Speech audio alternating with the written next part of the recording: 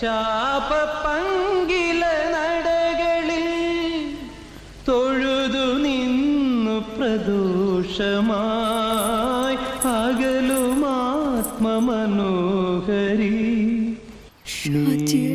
എന്റെ പ്രാണലിയൂ